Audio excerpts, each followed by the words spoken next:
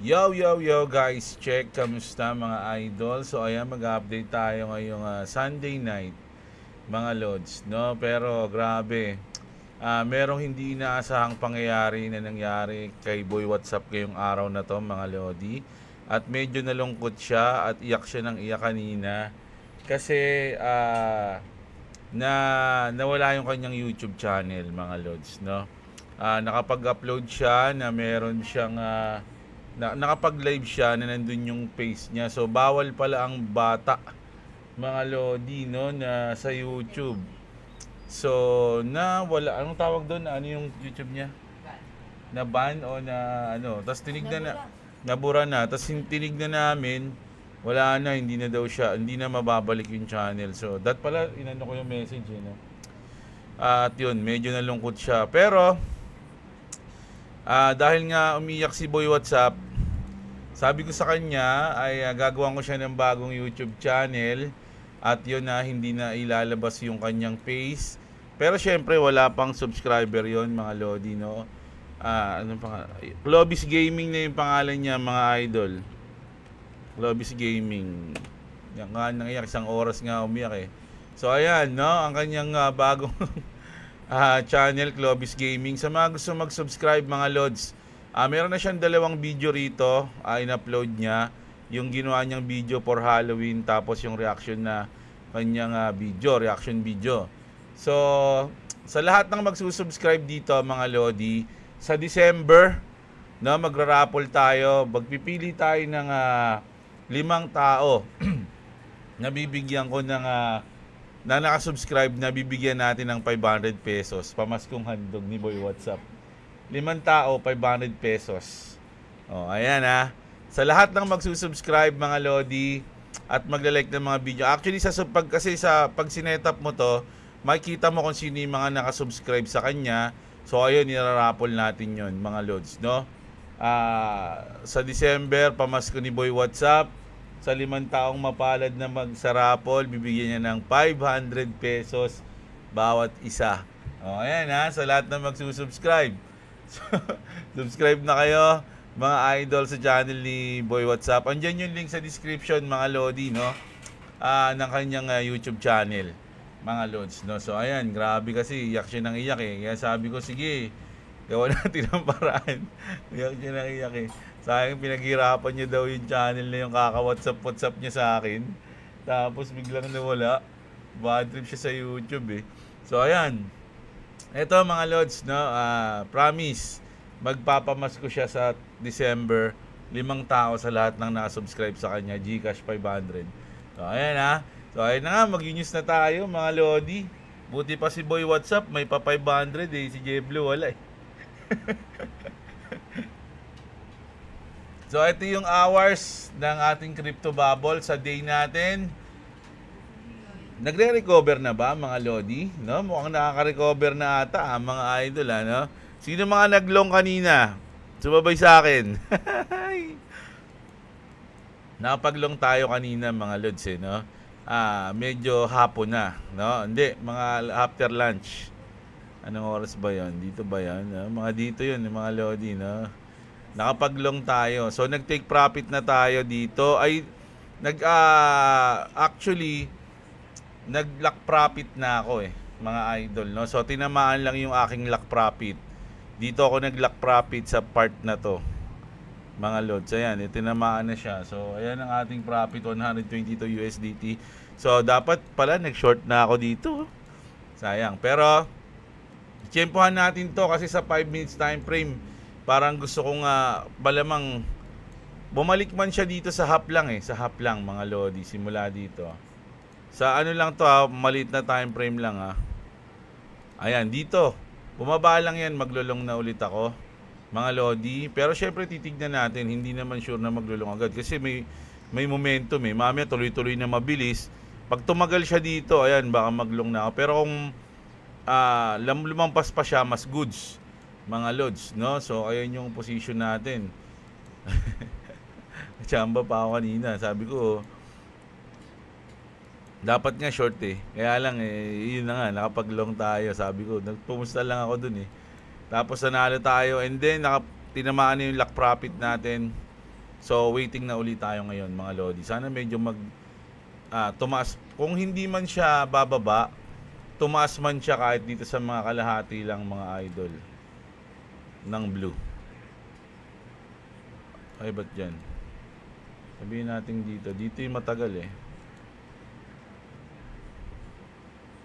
Ayan, no? So, pag tumaas dito, baka mag-short na rin ako ulit. Mga lods, no? Ayan. Titignan lang natin.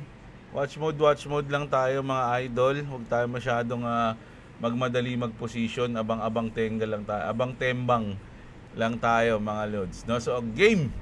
Mag-news na tayo.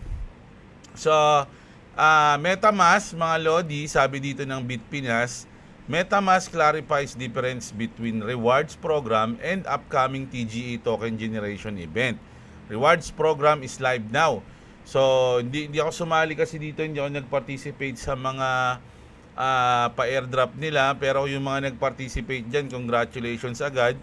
The MetaMask reward program and the future MetaMask TGE are two different things. Both will in meaningful ways give back to you and the ecosystem, mga idol, no? So ayan, no, malay mo bigyan ako kahit wala akong ginawa. Tagal ko na may MetaMask eh, pero wala merong instruction yan eh, mga lods, no?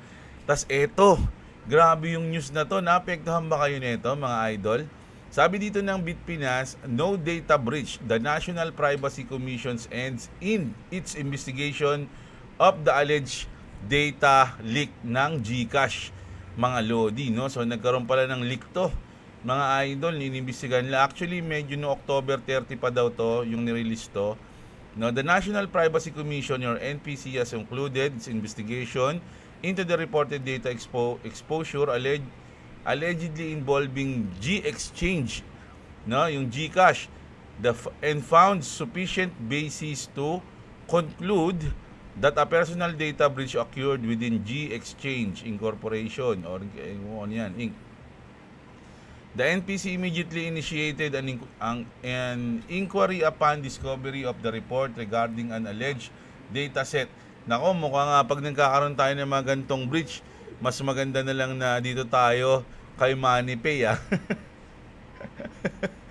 para may kalaban ng GCash. Dito na tayo kay MoneyPay, mga lodi. Oh, ano sa palagay nyo? Da-download nga ako ng MoneyPay. Pag may MoneyPay ako, sasabihin ko na sa inyo, mga lods, ha. Pag download ako ng MoneyPay. Boss, download ka nga ng MoneyPay. Ha? O, ayan. Da-download kaming MoneyPay. Tatry namin mag-transact doon. Dalawa kami muna. Hindi ko alam kung marami na gumagamit ng MoneyPay. Pero syempre, wala pa yan masyado kasi kakalabas lang. At alam nyo naman ng mga Pinoy. 'Di ba? Hatakan yan, parang mga talangkayan, mga lodi. So, hindi natin alam kung susuportahan si Manny Pacquiao o hindi. Tatangkilikin ba yung sariling atin? O hindi tatangkilikin dahil mga naiinggit kay Manny? Hindi natin alam. Pero ako, mag-aanihin natin yan. Mag-download ko yung MoneyPay na yan, mga lodi, no? Para halimbawa, biglang nagkaroon ng bridge sa, kumbaga, mabagal yung GCash mo, at least may option ka. 'Di ba? Pwede tayo mag-MoneyPay. Kunyari, uy, ang tagal ng ang bagal ng GCash, naglolo ko yung GCash ko, pare. Dito na lang muna tayo sa MoneyPay, pare, kasi Manny pa kayo mabilis sumuntok yan eh. Makakarating agad yan ng inyong kapirahan. MoneyPay you. 'Di ba?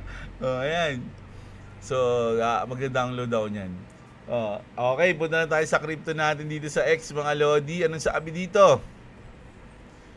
Japan is considering classifying Bitcoin as a financial product. Hurry up, mga lodi, no? So, alam niyo na yung Japan, mga idol, no? Hindi naman basta-basta rin yan. So, kina-classify na nila yung Bitcoin as a financial product. So, ano na talaga to? Worldwide na to, mga idol. No, medyo although ang parang nakita pa lang natin is yung mga main company pa lang, main institution. Pero once na kumalat na yun sa mga tao, sa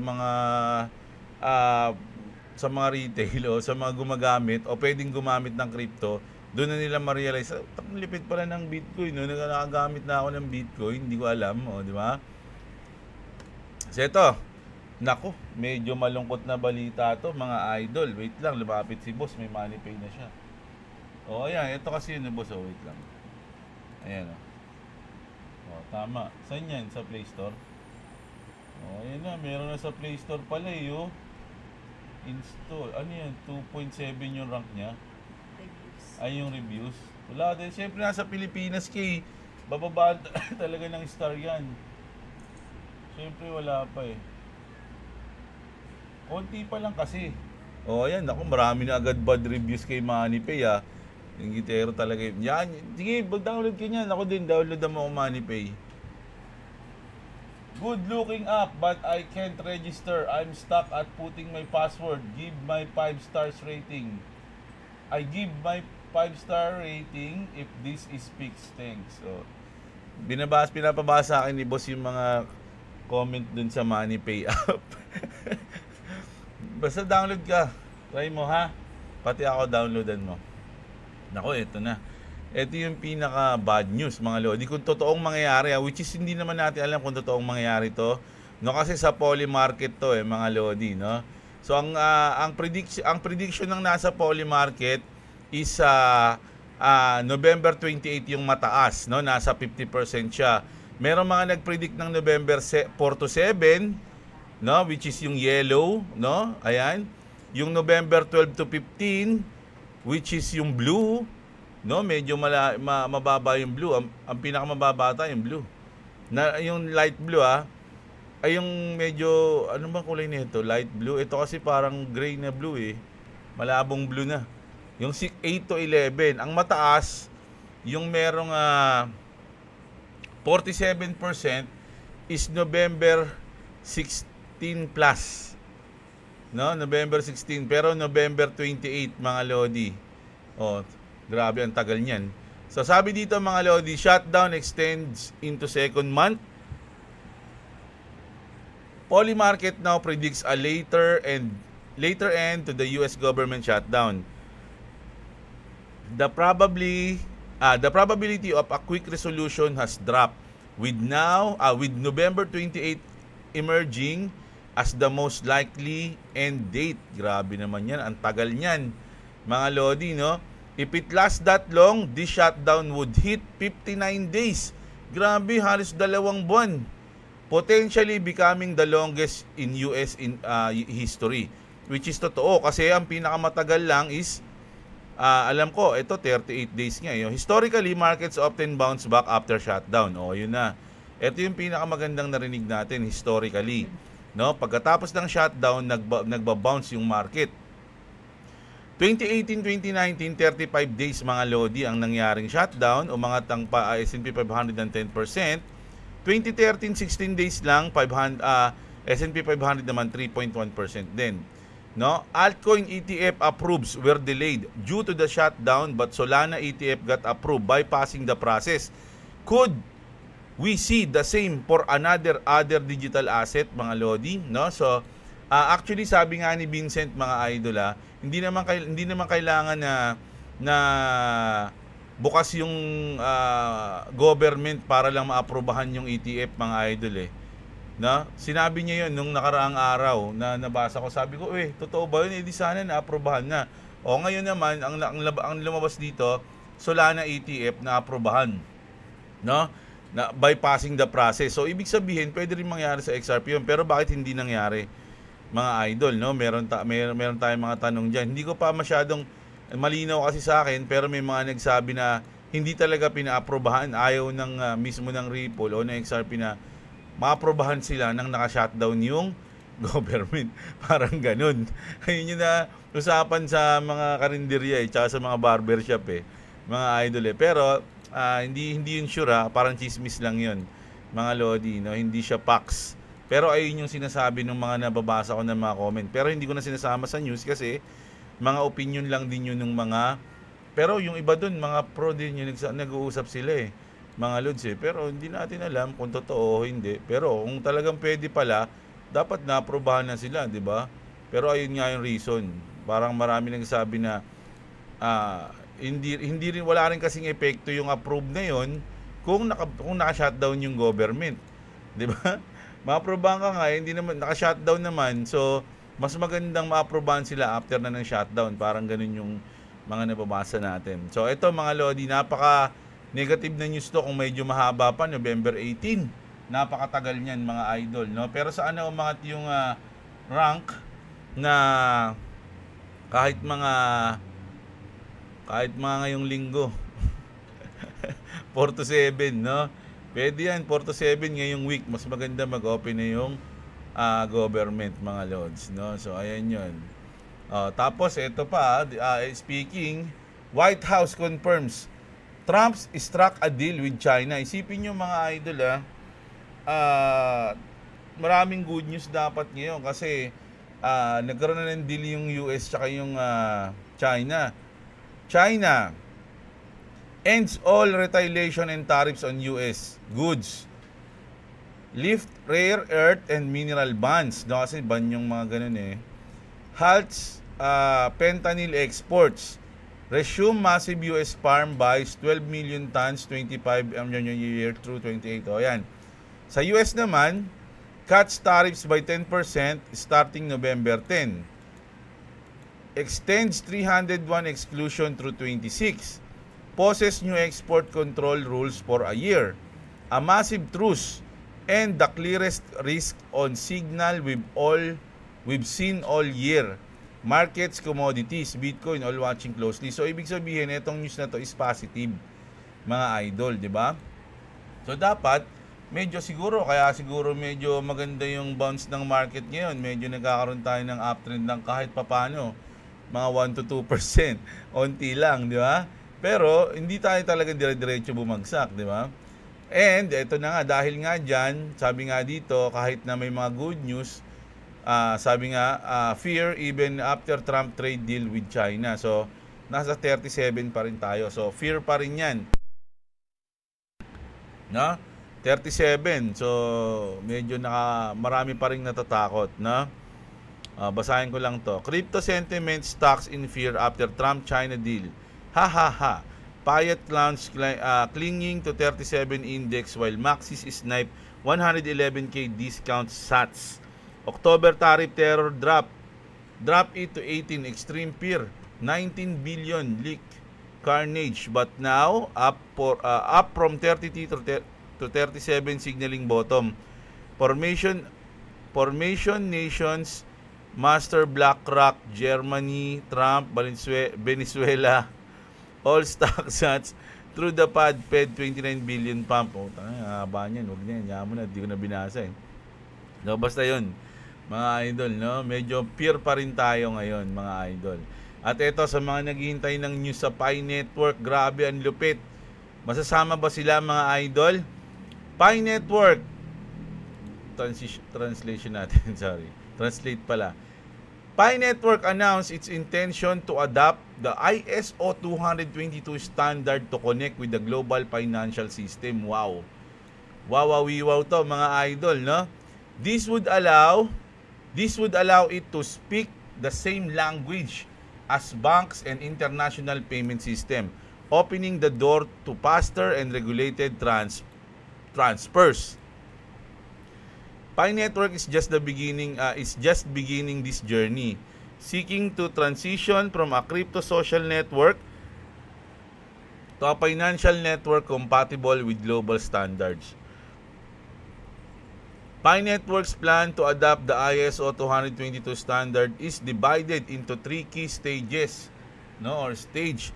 Preparation before November 2025, activation on November 22, 2025, and adoption following the launch. Grabe mga lodi, no? Ngayon na tong buwan. The update builds on Pi Network large user base reflected in over 50 million app downloads. Pi plans to introduce enhanced tools for cross-border payments, secure digital wallets, and a decentralized exchange, to support real-world transaction. Grabe, papasok na sila, magiging ka-level nila yung XDC, HBAR, XLM, XRP, Cardano. By adopting ISO 222, Pi Network will gain easier integration with banking systems, enabling faster, cheaper, and more transparent digital transfers. This move could help Pi evolve from a community-driven project to a recognized participant in global payments. bridging the gap between cryptocurrencies and regulated finance, mga lodi, no? O yan na, after November 2025, Pi become a global currency na. For cross-border payments recognized by governments, ISO 222 Global Standard for Financial Messaging and Data Exchange Cross-Border Payment, Pi Network Compliant Digital Currency for Cross-Border Payment. So, November, Bank Complete, ISO 200 Migration, Pi Prepared DEX and Compliance APIs. November 22, ISO 200 Full Activation na. So, compliance na sila ng sa November 22. Sa mga last week ng November, Pi DEX plus ISO Bridge enable government recognized cross-border Pi payments. Grabe. So goods na goods, mga lodi. Sino nga dito, mga idol? Sino nga bullish o na hype dito sa news na to? Check nga natin kung magkano ang Pi ngayon, mga lodi, no? Check natin ang Pi Network.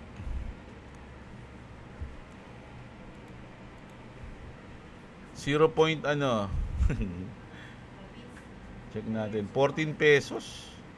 Mga lodi. 0.2.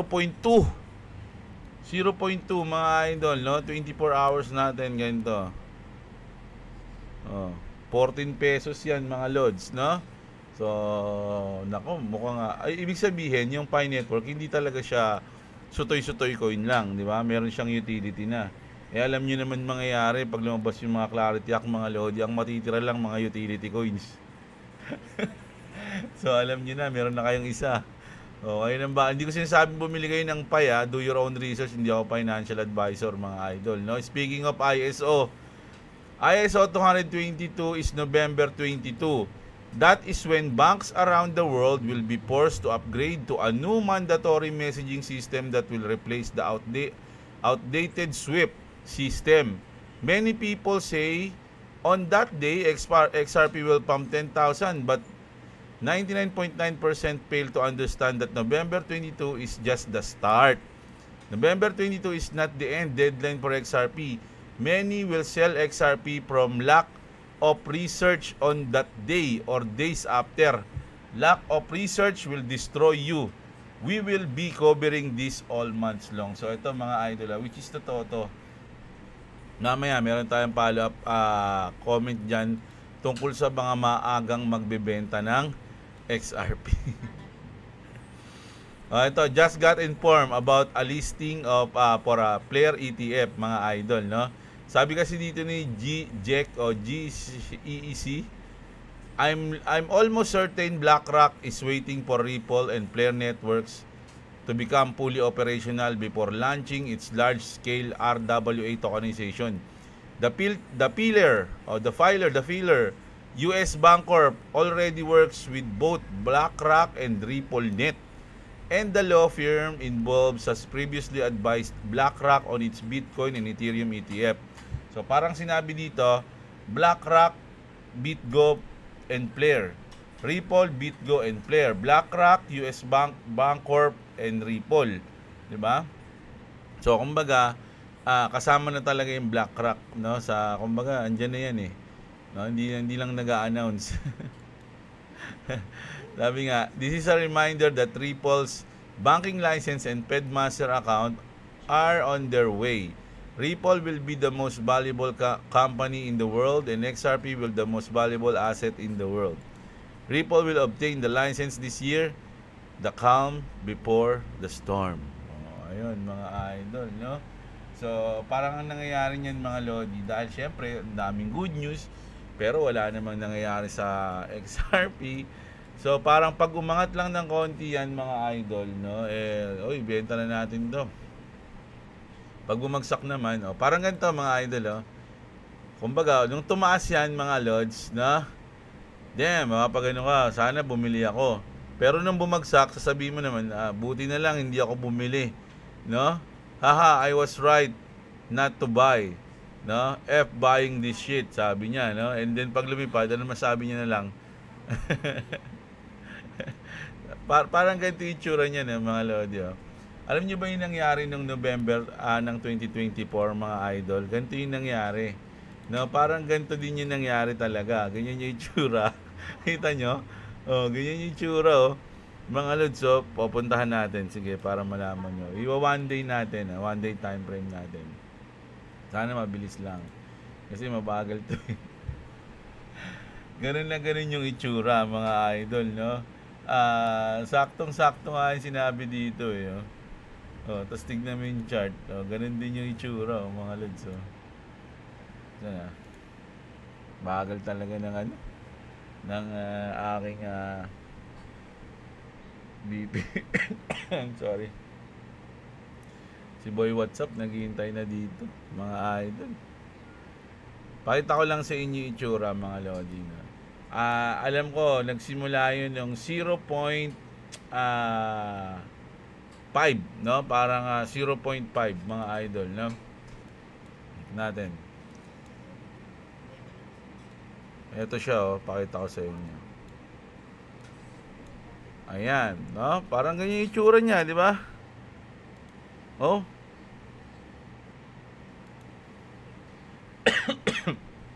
So, ang mangyari, uy, mga dito, ayan, sabihin natin hanggang dito, ay sayang, di ako bumili kasi ito yung pinaka-top eh.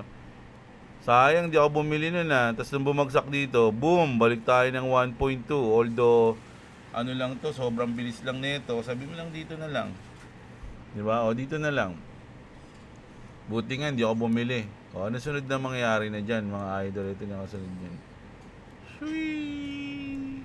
Ganyan na yan. Tapos, consolidate. Tapos, sweet! Ganun. Ganun yung may itsura, mga lods, no? So, ayun lang yung pwede nating sabihin dyan, mga idol, no? Sabi nga dito, the current sentiment of XRP is the same as November 2024.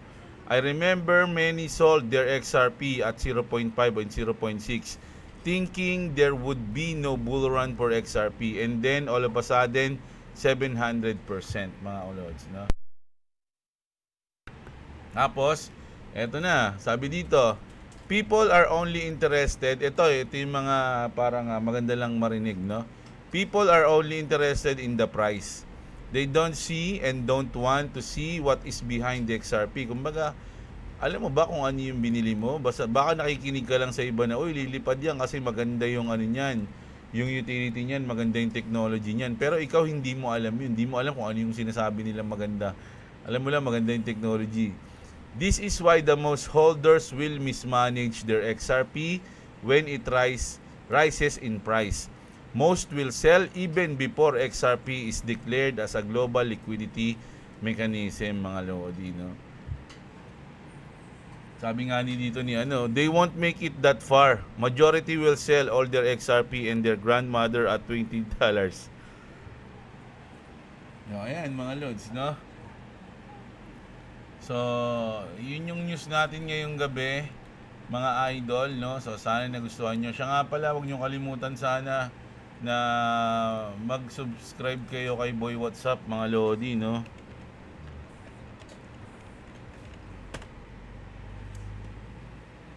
Saan na yan? Mahirap pa rin hanapin. Wala pa kasing subscriber eh. Mali pala yung spell ko, sorry. Kaya pala. Ayun. Madali lang palang hanapin, no? Ayan. So, ayun mga lods, no? Subscribe kayo dito.